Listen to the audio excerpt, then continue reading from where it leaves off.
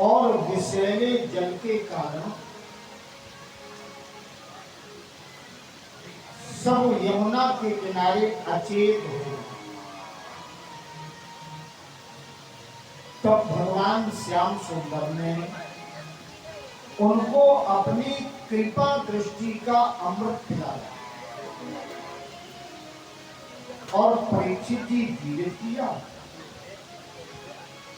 मेरे बाल गोविंद ने जल को शुद्ध बनाया। काली कुंड में रहने वाले काली नाग के कारण जो जल दूषित हो गया,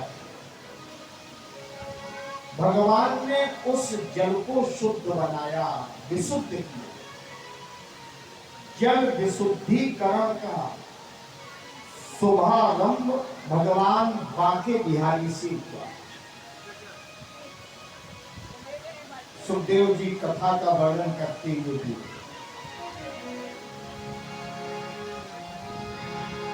कथम अंतर्जले अगाधे निग्रहात् भगवान सावयुगावासम यथा आसीत प्रकटता। हे ब्राह्मण देवता, वो काली नाग तो युगों से वहां रह रहा। महात्मा सौभरी का आश्रम था। नारद जी के संकेत पर गरुड़ जी से अपनी रक्षा करने के लिए परीक्षित जी युगों से रहता। इसलिए महात्मा सौभरी के आश्रम को काली कुंड नाम भी मिल गया। सारा जल जिसके प्रभाव से खोलता है। परीक्षित जी पूछते हैं कि भगवान ने किस प्रकार से काली नाग के मान का मर्दन किया और उसे रमणक बीट भेज दिया। तब श्री सुखदेव जी ने कहा कि एक समय भगवान गए, जब भगवान ने सबको कृपा दृष्टि का अमृत पिला करके सबको चेतन बनाया, प्राण सबके वापस आए, तो ठाकुर जी ने प्रतिज्ञा की कि कल हम काली कुंड से काली नाग को भगा। भगवान गए, भगवान ने पीतांबर बांधा कमर में और एक ऊंचे कदम्ब के पेड़ पर गोविंद चढ़ गए। कृष्णा कदम्बादि आरूढ़ तथोति तुंगम, अति तुंगम, बहुत ऊंचे पेड़। भगवान ने वहीं से ताल की और काली कुंड में कूद गए। क्योंकि ठाकुर गंज के भक्त कथा के रसिक श्रोता, तो अब यहां समझिए नवीन बात आपको बता। ये जो काली नाग बन के आया, भगवान ने इसका उद्धार किया और जो काग भुसुंड जी काग बने, प्रेम से बोलो राधे राधे। दो नाम समझ लीजिए, काग भुसुंड जी कौवा बने और ये बना काली नाग। पूर्व जन्म में ये दोनों ही महात्मा थे और बड़ी तपस्या की इन्होंने। वेद शिरा एक का नाम और दूसरे का नाम था अश्वशिरा। एक दिन वेद शिरा के आश्रम में पर्वत पर रहते थे। वेद शिरा और तपस्या करते। महात्मा अश्वशिरा वहां गए और बोले कि इस पर्वत की एक चोटी पर हमें भी तपस्या करने। स्थान रमणीक था और जब ये चर्चा की तो वेदशिरा ने इन्हें स्थान नहीं दिया बल्कि विरोध करने लगे। परीक्षित ये चिल्लाने लगे। गर्गाचार्य जी लिखते हैं बड़ी तेज आवाज में चिल्लाने लगे। बोले ये स्थान तुम्हारा नहीं, यहां मैं पहले से तपस्या कर रहा हूं, ये स्थान हमारा है। यद्यपि अश्वसुरा ने कहा कि स्थान किसी का नहीं होता, सवै भूमि गोपाल की। ये तो भगवान नारायण की पृथ्वी है। विष्णु पत्नी नमस्तुभ्यम, ये भगवान की है धरती। तो दोनों में जब चर्चा होने लगी तो वेदशिरा कौवे की तरह बहुत बोल रही थी, अधिक बोल रही। तो अश्वशिरा ने शाप दिया कि जाओ तुम काग योनि में चले जाओ। अब जब ये शाप दिया, वेदशिरा को जब शाप मिल गया तो वेदशिरा ने अश्वशिरा को शाप दिया कि तुम व्यर्थ में ही क्रोध करते हो। शरीर दुबला पतला हो गया लेकिन क्रोध अत्यधिक है और बार बार अपने अधरों को दबाते हो देवतों से। मैं शाप देता हूं कि तुम काली नाग बन जाओ।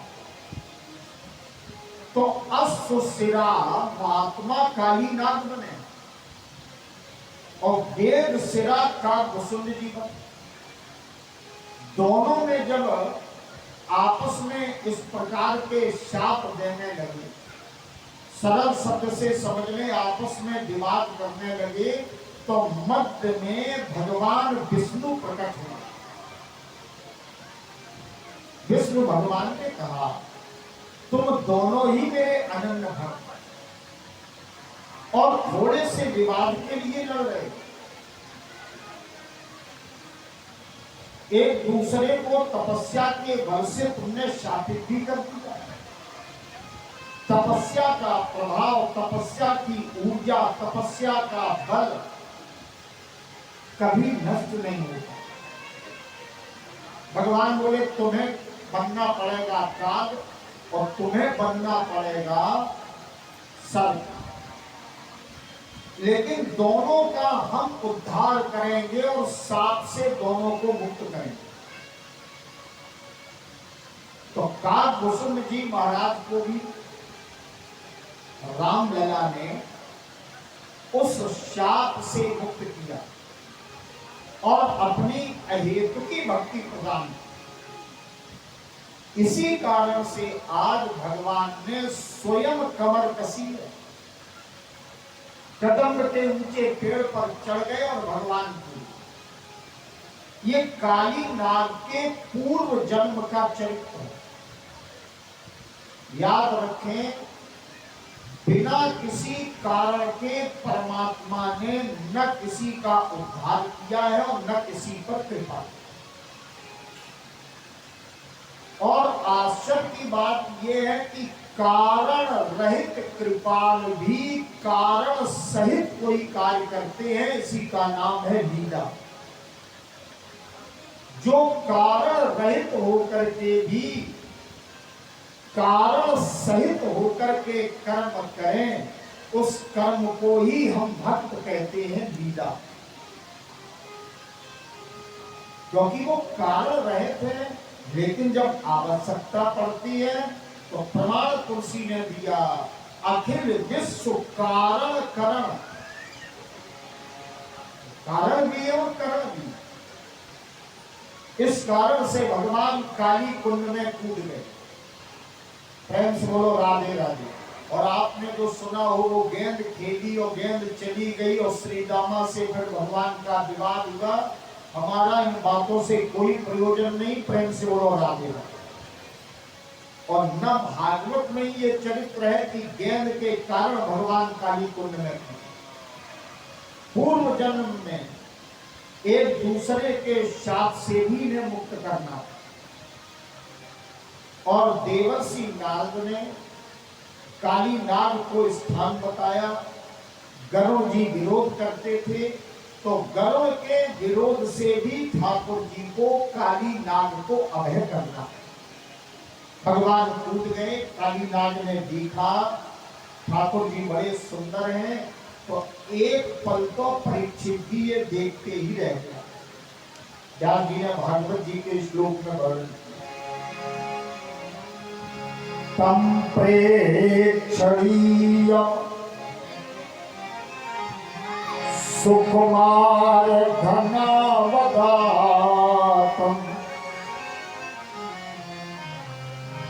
श्रीवत्स पीतवसनम सुंदर कहे।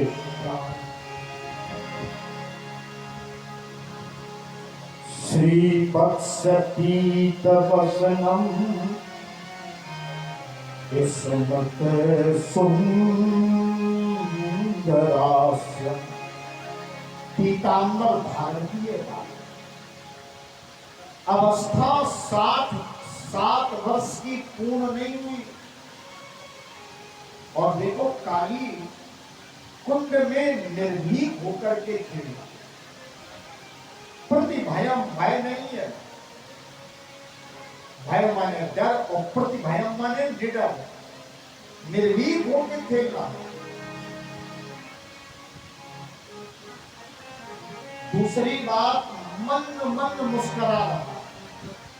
स्मृति सुंदरास्यम, इसके मुस्कुराने में, इसके हंसने में माया है, जादू है, रहस्य। सुंदर शरीर है सांवला। काली नाग और भगवान के बीच जल में ही युद्ध होने लगा। गर्गाचार्य ने विस्तार से लिखा कि भगवान के बाएं हाथ को काली नाग ने जकड़ लिया, तो भगवान ने दाहिने हाथ से उसको हटाया और पूंछ पकड़ करके घुमाया। फिर भगवान इसके 100 फनों पर चढ़े, एक एक फन को अलग कर मूर्छित हो गया। नाग पत्नियां आ गईं, और नाग पत्नियों ने अपने पति के प्राणों की रक्षा के लिए परमात्मा से प्रार्थना की। कहा, अनुग्रहो अयम भवता कृतो हीनो दंडो अस्ताम ते खल कल्पसा। प्रभु, मेरे पति ने आपका अपराध किया है, लेकिन जितना अपराध किया है उतना दंड तो प्रभु आपने दे ही दिया है। इतना अपराधी नहीं है, क्योंकि मनुष्य का जन्म जिन्हें मिलता है वे अपराध करते हैं और आप क्षमा कर देते। ध्यान में, मानव जीवन अपराध के लिए नहीं है, भजन के लिए, और आप क्षमा कर देते। लेकिन मेरे पति की योनि तो अधम योनि है, सद्वृत्तियां कहां हैं? मेरा पति तो नाग है, तो क्या उसको क्षमा नहीं करेंगे? नाग पत्नियों ने एक उदाहरण दिया, क्रोधो पीते अनुग्रह एवं संपदा। प्रेम से बोलो राधे। आज शाश्वत दिखाई पड़ा। अनुग्रह होते, बड़ी दया करें, क्रोधो पीते अनुग्रह। नाग पत्नियां बोली, गोविंद तुम्हारे क्रोध के भीतर भी तो करुणा छिपी होती है। महापुरुष, संतजन और बड़े लोग जब क्रोध करते हैं तो उनके क्रोध के भीतर करुणा और दया का भाव होता है। इसलिए आप क्षमा करें। भगवान ने कहा तो रमण गीत करिए। तब तक काली नाग भी आया, इसने भी स्तुति की। सार स्वरूप कथा सुनिए। भगवान बोले कि अब मेरे चरण चिन्ह तुम्हारे सिर पर आ गए, अब गरुड़ जी तुम्हारा विरोध नहीं करेंगे। तब भगवान ने काली नाग पर कृपा की और काली कुंड के दूषित जल को परमात्मा कृष्ण ने विशुद्ध शुद्ध बना दिया। अपेय था लेकिन पेय कर दिया। जल विशुद्धिकरण का काम तो द्वापर में ठाकुर जी प्रारंभ कर चुके हैं। प्रेम से बोलो राधे राधे। नदियों को शुद्ध करने का काम है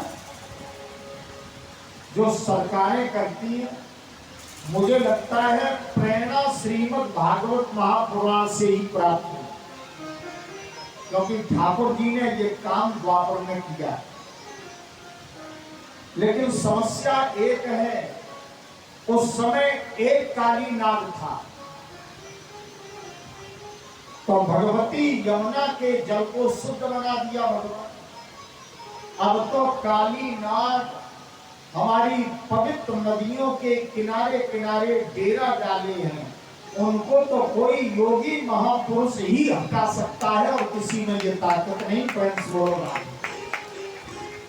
इस प्रकार से काली नाग का उद्धार हुआ। फिर भगवान ने अपनी प्राप्ति के लिए जो वृद्ध वनिताएं भगवान की पूजा करती थी, कात्यायनी देवी की उपासना करती थी, भगवान ने उन गोपियों पर कृपा की। ये यमुना में स्नान करती थी, बालू की मूर्ति बनाती, नैवेद्य आग चढ़ाती और कहती नंद के पुत्र को मेरा पति बना दे। मैं आपसे एक निवेदन करूंगा, गोपियां भी सामान्य नहीं, इसमें कुछ अयोध्या की स्त्रियां जो राम के प्रेम में पगी थी वो गोपी बनी, कुछ मिथिला की नारियां जो राम जी के सौंदर्य में आकर्षित हो गई थी वो गोपी बनी। एक प्रसंग और आता है, धन्वंतरी जी महाराज जिस समय अंतर्धान हो गए तो ये औषधियां वनस्पतियां बड़ी दुखी हो गई। इन्होंने भगवान की उपासना की और कहा कि अब मुझे कोई भी प्रयोग करने वाला या मेरा आदर करने वाला मुक्त लोक नहीं। तो भगवान ने कहा तुम वृंदावन में लता के रूप में गोपी भाव से रहो। तो वो औषधियां, वो वनस्पतियां जो औषधि के काम आती हैं, वो द्वापर में भगवान कृष्ण का सामीप्य प्राप्त करने के लिए औषधि स्वरूपा गोपी बनी है। वृंदावन प्रेमा स्वरूपा, वात्सल्य रूपा, औषधि रूपा, ये गोपियों के प्रकार। स्मृति स्वरूपा, वेद की ऋचाएं गोपी बनी है, मंत्र गोपी बने हैं। इंद्र के राज दरबार की वो अप्सराएं जो भगवान राघवेंद्र सरकार के रूप पर मोहित थी वो गोपी बनी है। बड़े बड़े सिद्ध संत रामावतार में राम जी का जो दीदार नहीं कर पाए वो गोपी बने। प्रेम से बोलो राधे राधे। गोपी कौन कौन बना है ये बहुत लंबी कथा है, लेकिन थोड़े में जानिए सजा। भगवान ने आज इनकी साधना सफल की, इनके वस्त्र लिए कदमों पर चढ़ गए। गोपियां जब निकली तो भगवान ने कहा मेरे पास पवित्र मन से आओ। इस कथा का वास्तविक जो अर्थ है वो ये है कि जब जीवात्मा के ऊपर से परमात्मा वासना का वस्त्र हरण कर लेते हैं, जीव की उपासना तब पूर्ण होती है। यही वस्त्र हरण की कथा का मूल प्रसंग। इसके बाद भगवान ने वर्षा ऋतु शरद ऋतु का वर्णन किया, वेणु गीत गाया, कामधेनु मोहित हो गई। और वेणु गीत जब बजाते हैं तो 3 लोक मोहित हो जाता है। इसके बाद भागवत जी में एक पावन प्रसंग आता है कि एक दिन भगवान कृष्ण और बलराम नंद भवन में प्रातः काल जाते थे, चरण स्पर्श करते थे। ये हमारी प्राचीन संस्कृति है। तो देखा 56 प्रकार के भोग बने। कन्हैया ने पूछा, बाबा आज कौन सा पर्व है, किसकी पूजा होगी? तो नंद बाबा कहते हैं, पर्जन्यो भगवान इंद्र, जो मेघ हैं, बादल हैं, इनके भगवान हैं इंद्र। इंद्र की पूजा हम लोग इसलिए करते हैं कि इंद्र जल वृष्टि करें, उससे अन्न उत्पन्न हो और हम लोगों का जीवन चले। भगवान बोले, इंद्र में सामर्थ्य नहीं है कि वो हमें जीवित करे या हमें मार दे,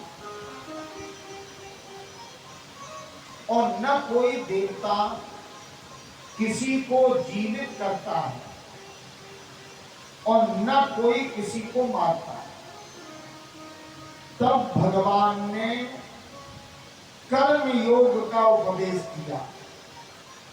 भागवत जी के श्लोक में वर्णन है, बीच बीच में सुनते चले।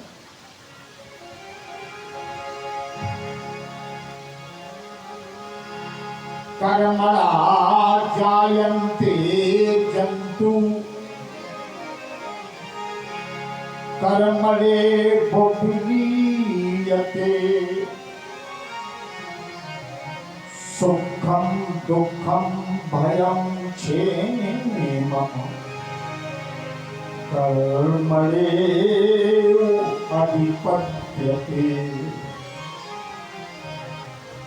कर्म से ही जीव का जन्म होता है। अरे बाबा, कर्म से ही जीव का विलय होता है। सुख दुख भय कुशलता सब कर्म पर ही निर्भर है। नंद बाबा से भगवान कहते हैं, कर्म ही हमारा गुरु है और कर्म ही हमारा ईश्वर है। करणीय कर्म मनुष्य को करना चाहिए।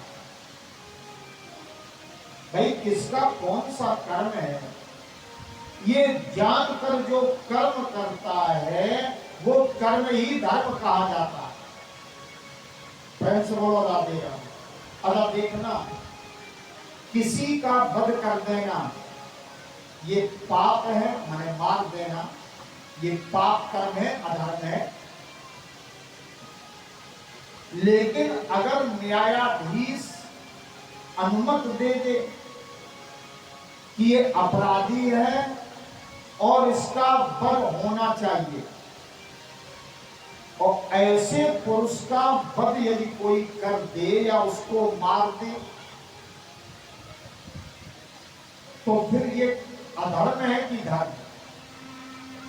यूं किसी को फांसी चढ़ा दो तो अधर्म है, लेकिन राष्ट्र के द्रोह के कारण यदि सर्वोच्च न्यायालय किसी को फांसी की सजा सुना दे और अंतिम याचिका दया याचिका को भारत का राष्ट्रपति यदि निरस्त कर दे तो उसको फांसी देने वाले पर क्या पाप लगेगा? क्यों नहीं लगेगा? क्योंकि एक जगह हमारा कर्म धर्म है और दूसरी जगह हमारा कर्म अधर्म। आजकल दोपहर में आग जला के और आपसे कोई ये कहे हाथ सेंक लो सर्दी ज्यादा है, तो ये अधर्म है। और यही काम भीषण सर्दी में करें तो धर्म है। आग जलाना कर्म एक है, लेकिन एक समय में वो धर्म है और दूसरे समय में अधर्म। बस इतना ही निवेदन करना है आपसे, किस समय किस कर्म का निर्वहन हम करें। ऐसा जो कर्म करता है वो कर्म ही धर्म बन जाता है। कर्मणेव गुरु कर्मणेव ईश्वर। नंद बाबा बोले तो पूजा किसकी करें? कन्हैया बोले गोवर्धन पर्वत की पूजा करा।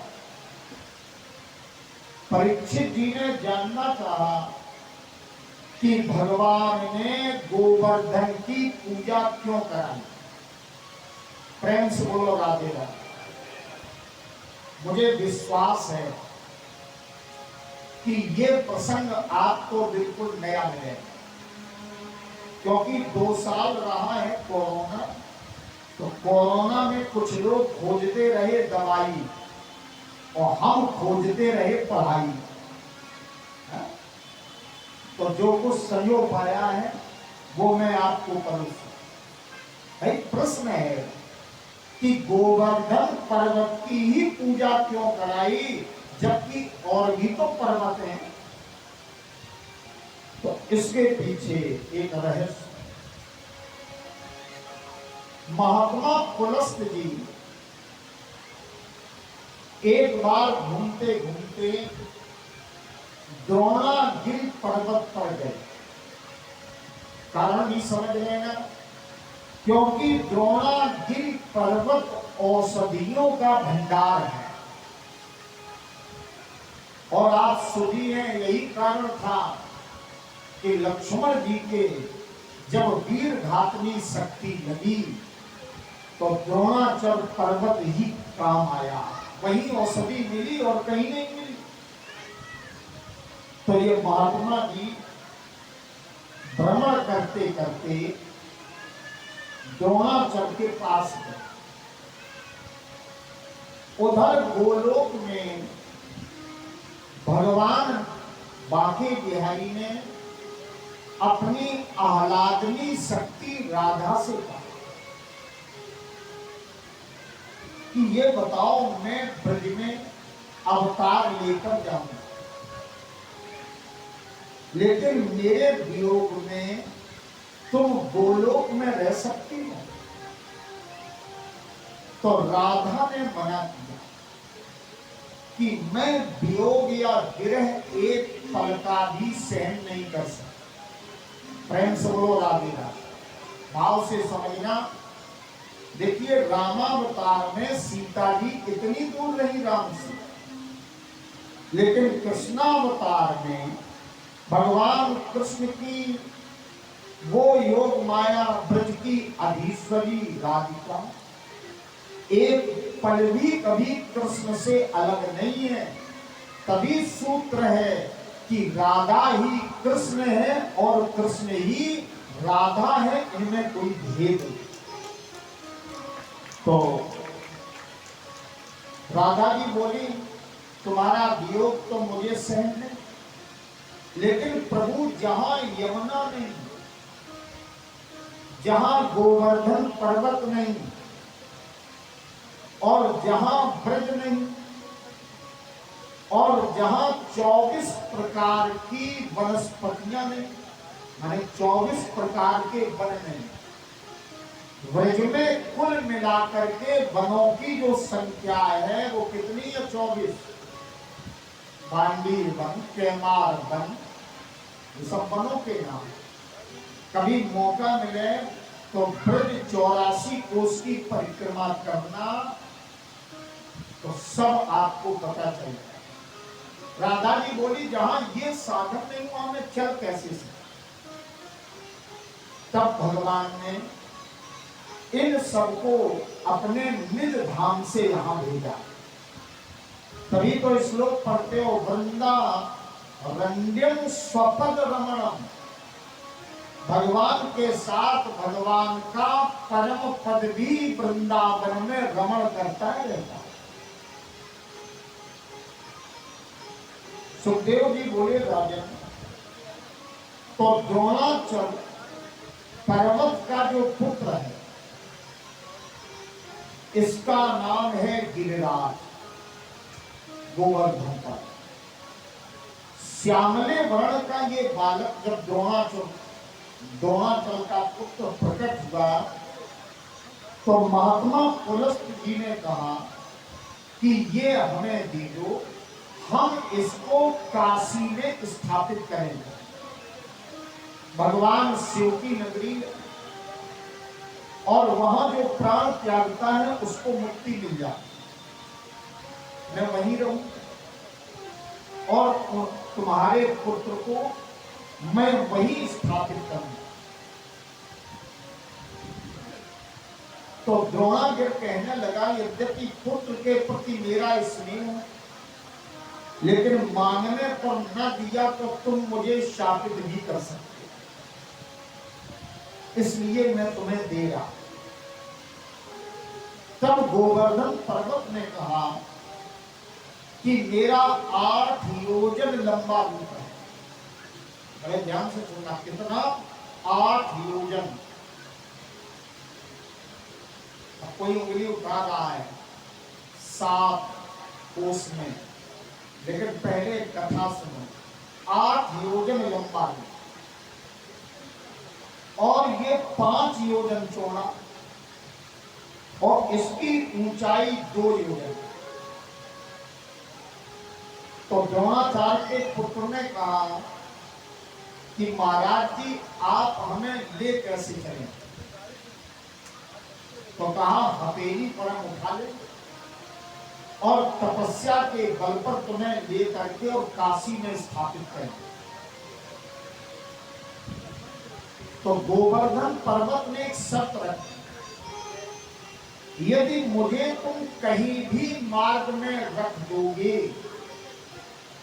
तो फिर वहां से मैं तुम्हारे पास नहीं जाऊं। अब भगवान को ये पर्वत ब्रज मंडल में पहुंचाना था, इसलिए भगवान ने ये प्रेरणा महात्मा पुलस्त को दी। कारण ठाकुर जी ने प्रकट कर। अच्छा, पर्वत लेकर के ये चले और जब पुलस्त जी चले तो संयोग का हम तो ये कहेंगे कि गोविंद की कृपा, ये गोवर्धन पर्वत जहां रखा है महात्मा पुलस्त ने यहीं इसको रख दिया और नित्य कर्म से निवृत्त होकर जब उठाने लगे तो ये उठे। बड़ी प्रार्थना की लेकिन पर्वत नहीं उठा।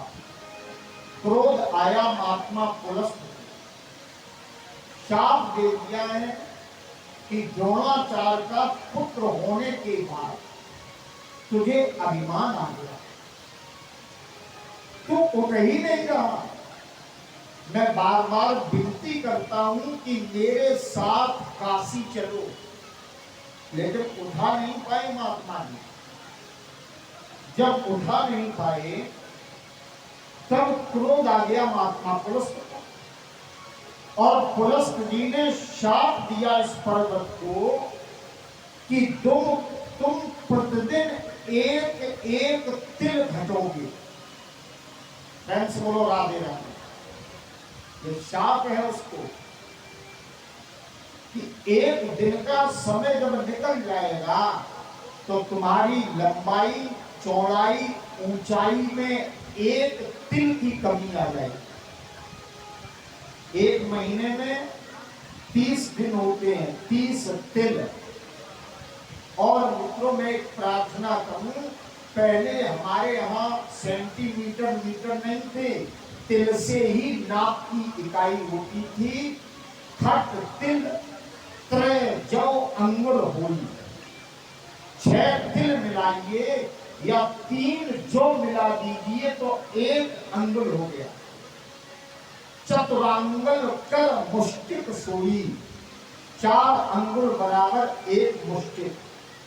अष्ट मुष्टि कर दंड बखाना, 8 मुष्टि का एक दंड, ये हमारी नापने की इकाई थी। प्रेम से बोलो राधे। अब आजकल क्या है, सबको पता है, उस पर चर्चा नहीं कर। तो ये तिल तिल घटते घटते वर्तमान स्थिति में आ गया। बहुत दुखी हुआ। तो ये राधा रानी के और भगवान कृष्ण की लीला के लिए पूर्व से ही यहां उपस्थित हुआ। और मैं प्रार्थना और करूं, जमुना जी सबसे अगर पानी दूषित आपको दिखेगा तो श्री धाम वृंदावन, पर अगर घटता हुआ दिखेगा और घट ही रहा है, इसका रूप प्रतिदिन घट रहा है, तो ये हमारी राधा रानी आह्लादनी शक्ति की लीला के सहयोगी हैं, जो वहीं से आए हैं।